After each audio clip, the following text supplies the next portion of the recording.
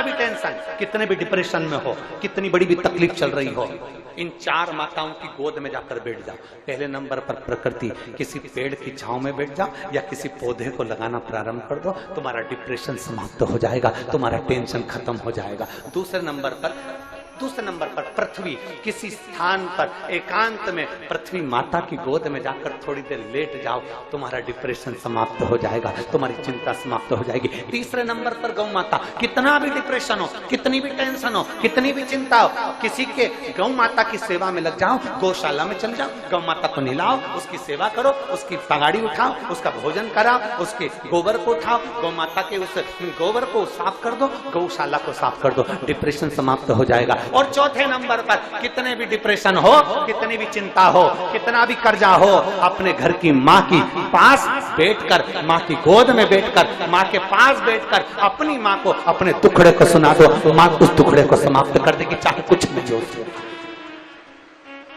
तुम्हारी माता के पास कुछ भी नहीं है, चांदी का एक छल्ला भी नहीं है, एक सोने की अंगूठी भी नहीं है, फिर भी अपना दुख, अपनी तकलीफ, अपना कष्ट अपनी माँ को सुना दो। अपनी मां से कहो ना। कई बेटियां, कई बेटे, नवयुवक लड़के लड़कियां टेंशन में आते हैं, सुसाइड कर लेते हैं, मर गए। हम उनसे निवेदन करेंगे, मरने का प्लान बाद में करना, पर एक बार अपनी माँ से जरूर जाकर कहना, माँ मुझे 15 दिन से ये टेंशन चल रहा है, माँ बहुत चिंता में हूँ, माँ, मम्मी मुझे ये परेशानी चल रही है, माँ किसी ने मुझे धोखा दिया, माँ किसी ने मुझे अपशब्द कहा, माँ किसी ने ऐसा कर दिया।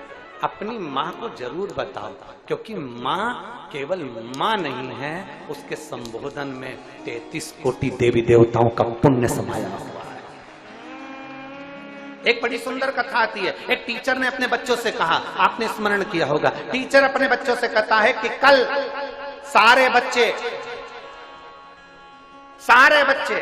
स्वर्ग की मिट्टी लेकर आना।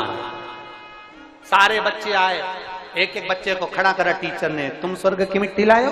नहीं। तुम स्वर्ग की मिट्टी लायो? नहीं। तुम स्वर्ग की मिट्टी लायो? नहीं। एक छोटा सा बच्चा खड़ा हो गया, खड़े होकर बोला, टीचर ये लो, मैं स्वर्ग की मिट्टी लाया हूँ। टीचर ने पूछा, ये कहाँ की मिट्टी? तू क्या स्वर्ग गया था मिट्टी लेने के लिए? तू बैकुंठ गया था मिट्टी लेने के लिए? बच्चा कहता है, नहीं, ये मेरी माँ के चरण की मिट्टी है और माँ के चरण में स्वर्ग होता है। ये मेरी माँ के चरण की मिट्टी है, उसमें स्वर्ग होता है, इसलिए मैं इस मिट्टी को लेकर आया हूँ, इस भूमि की इस परम मिट्टी को लेकर आया हूँ। स्वामी विवेकानंद जब विदेश जाते थे, तब भारत माँ की मिट्टी को अपने हाथ में लेकर जाते थे। मेरे राम जी अवध से 14 वर्ष के लिए वनवास गए, तो अवध की मिट्टी को साथ लेकर गए। मेरे कृष्ण कन्हैया जब ब्रज की रज को छोड़ द्वारका जाते हैं, तो ब्रज की मिट्टी को अपने साथ लेकर जाते हैं।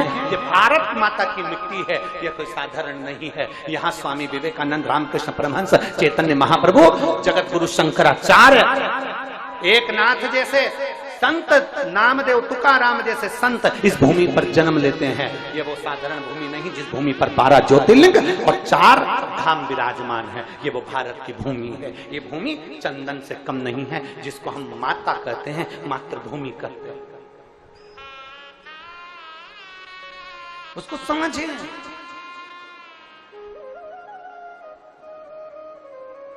उसको पहचाने। Bro, big Diwali sales are coming. तू क्या खरीदने वाला है भाई? मेरा बोनस तो